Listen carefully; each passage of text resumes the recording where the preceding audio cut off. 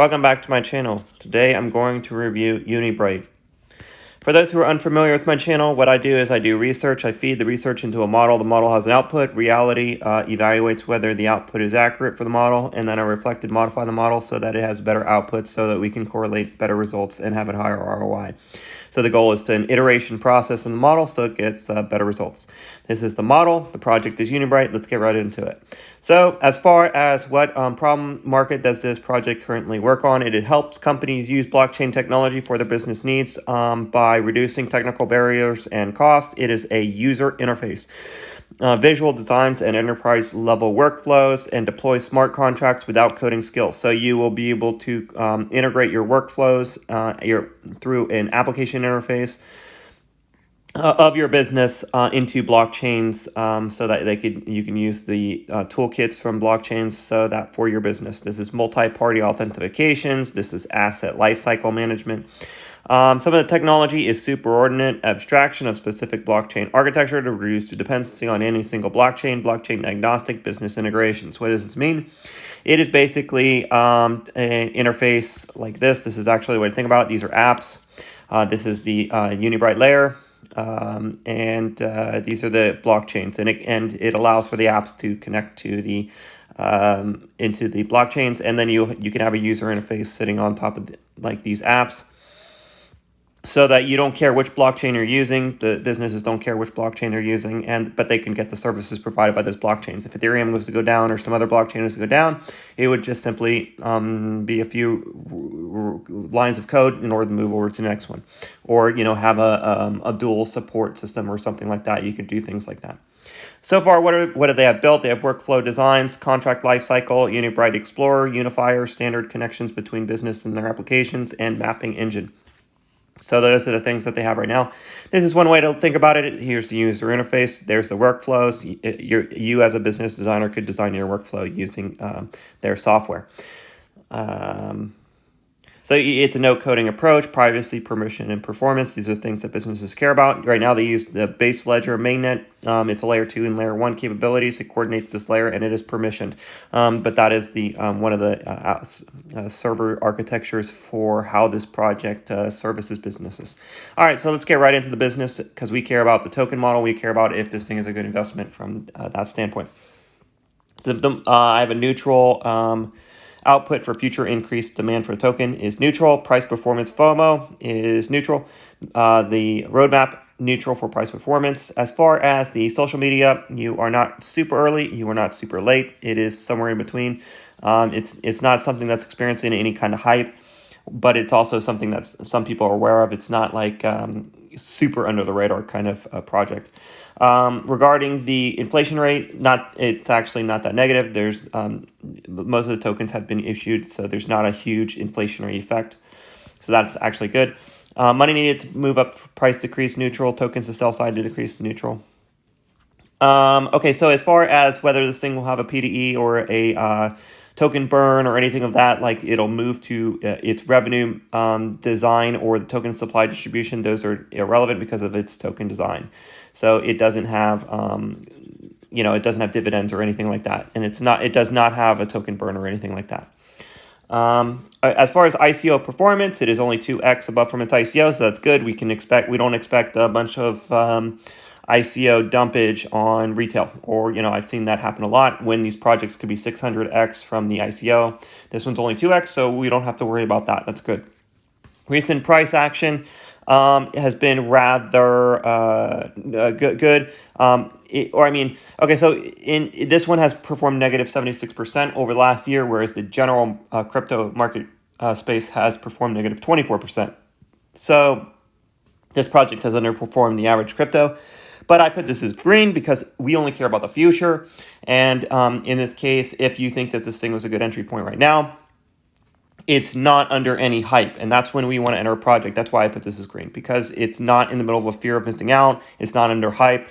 So that's when if you think this thing has a good business structure in the future, if you think it's going to be well, these are the times to enter from a price perspective, just from the price perspective, because it's not under any hype. All right. Okay. So regarding exponential growth of its niche or what it's currently servicing, uses the business ledger run by a governed nodes. So I think that there will be no public escape velocity because it is permissioned.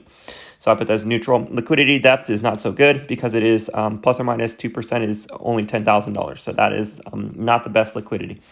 Niche, serving a market now.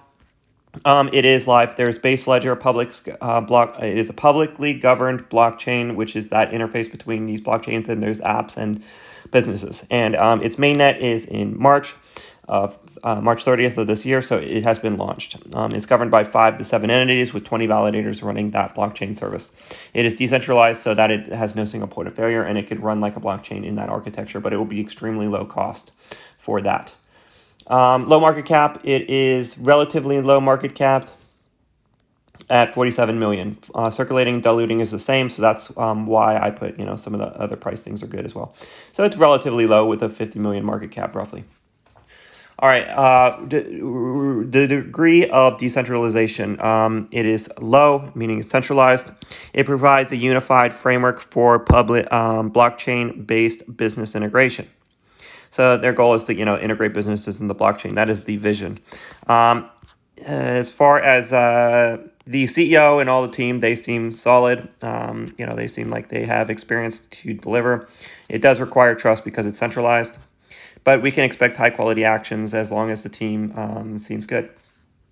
To get more into the team, I put them as largely neutral because we don't have any home runs in their past, such as I like what I do to say someone is an all-star team is they either have $1 billion startup in their history, they either have major inventions, or they have over $1 million customers in some of their previous business models, and they don't have any of those. So I put them as largely neutral because of that.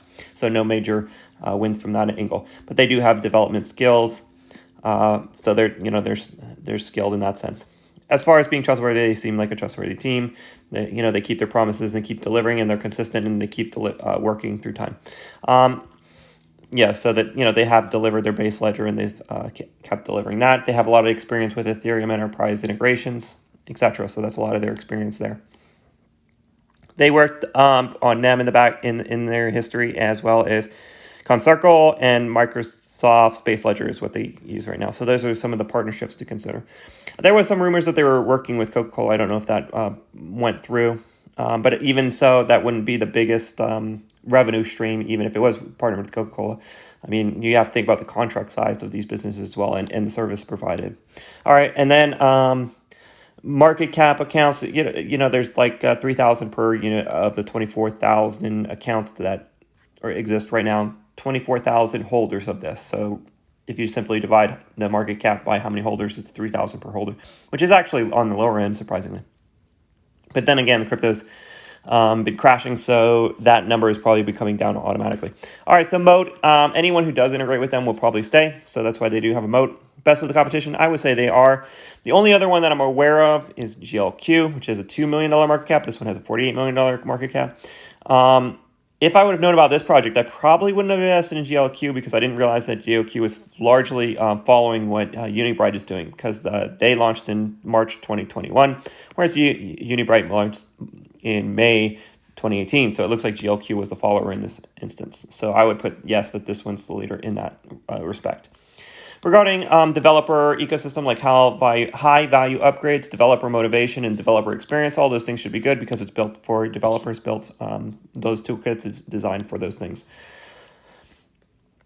Value of service provided to increase so long as the team keeps delivering. I can expect that to be the case as they keep onboarding services into their platform and keep integrations. User experience should be good. Their whole business models around user experiences for businesses. Network effect should look good. First mover advantage, as far as I'm aware of, this is the first mover for the UX design of software integrations for business application needs. I don't think that their token model has a flywheel effect, so I put that as neutral. As far as business models to that demand token to reflect their needs, I put that as neutral because the token model is not designed to create enough demand unless it's service-based. However much service is being locked up at any moment in time is the amount of tokens that get locked up. So, but you got to consider that there shouldn't be a huge amount of demand since they use something like a 20-node architecture, which means that the service costs will be relatively low. depending on what those fee architecture looks like. Regarding the token model, it is called the Universal Business Token, UBT. Payment for the token model is payment for UBT services, conformant smart contracts, so integrating, creating smart contracts that on top of their system, etc. Deploying those smart contracts, you need a token for all those things. You needed them to connect, deploy, consult, and be a voucher for the products, smart contracts, apps from Unibright. So it's used for all of those things. So it is a service type of token. But you can look at image one. So basically the tokens are out of circulation for the duration of work, but then they could be released in the, but here's how to think about it from a drawing perspective. So you have, here's the tokens that exist on the market. They still exist on the market as the customer figures it out. Customer buys UBT for their expected needs. So that's where the tokens are taken off the market into the customer account. And then the customer pays for their services right here. The customer pays for the services right here. And then when they pay for all their services with the tokens that they used, the tokens are in control of Uniledger. And then, in Unibright, and then the customers reacquire them. So to me, it's neutral. The price to action is neutral because this is a possible sell point. This is the out of sell point. So this is the buy point. This is the sell point. So tokens moving from the customer to the business is a point where they're taken out of circulation. So they're only out of circulation for the duration of the needs, but then Unibright could sell them back when customers acquire them, et cetera, et cetera. So you can see it's a neutral price action in my opinion, from that token design. So I don't think it's the most bullish token model. If there was some burn mechanism, some dividend mechanism, that would be better in my opinion. So that, like being a holder of the token would be entitled to the revenues, the growth of the business. But it is used for all the fees.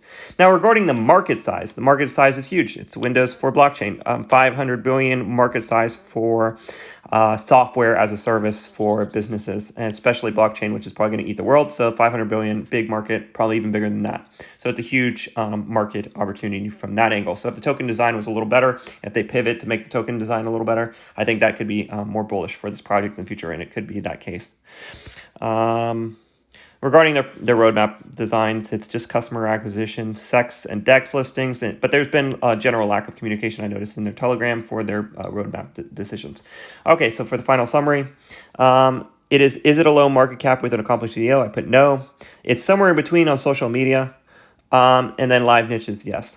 Now the pros, specific project agnostic, which is good. It's a large market opportunity. It's a valuable service provided. The cons, token economics, not designed for enough demand, in my opinion. Permission blockchain for the base ledger is permissioned, so I don't like that. It is open source, but it's permissioned to run that system, and so I'll just say that. And then token is not governance power, so the token is no real ownership over the platform, and the roadmap is not well communicated as of right now from the Telegram. All right, and so that's the summary. All right, guys, if you like this, please like and subscribe. I'm going to go into my Patreon and describe my exact actions for this project moving forward for my patrons. But if you like unbiased reviews that attempt to be unbiased in this, try to see these things as accurate as possible, then follow up with this content. I try to bring the most valuable information as I can, and I try to get this model to correlate better to ROI in the future so that I can get outsized returns in the blockchain space. Blockchain is going to eat the world. So if you like that, if you believe that, please like and subscribe, and I'll see you guys later.